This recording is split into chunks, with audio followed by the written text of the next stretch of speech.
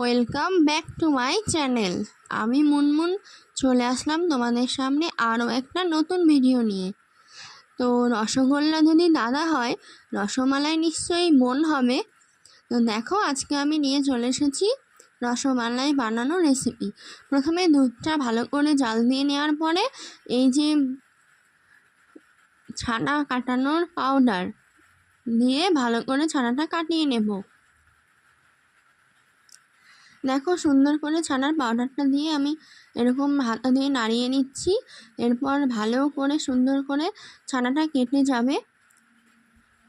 দেখতে পাচ্ছ কত সুন্দর করে ছানাটা কেটে যাচ্ছে।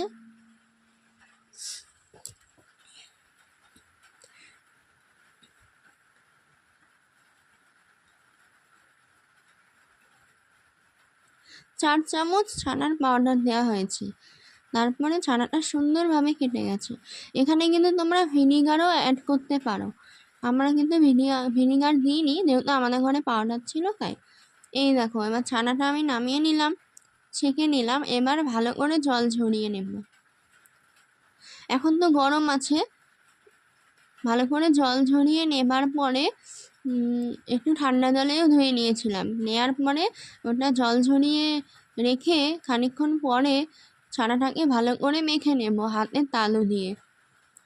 হাতের তালু দিয়ে সুন্দর করে ভালোভাবে মেখে নিতে হবে।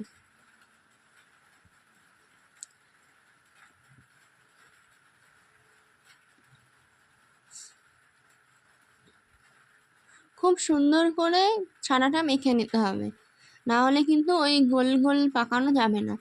এইবার দেখো, ছানাটা আবারও আমি সুন্দর করে মেখে নিচ্ছি।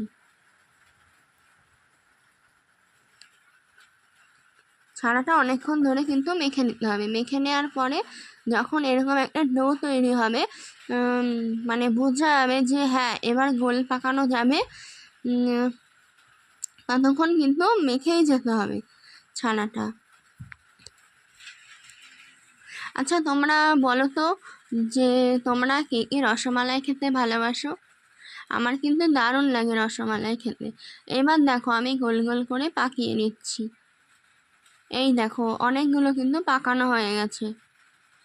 এরকম সুন্দর করে আস্তে আস্তে কিন্তু মিষ্টির মতন এগুলো পাকিয়ে নিতে হবে।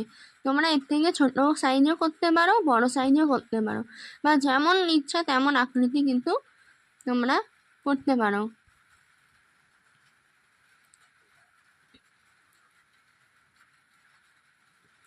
এরপর এই ছানার মিষ্টিগুলো পাকানো হয়ে যাওয়ার পরে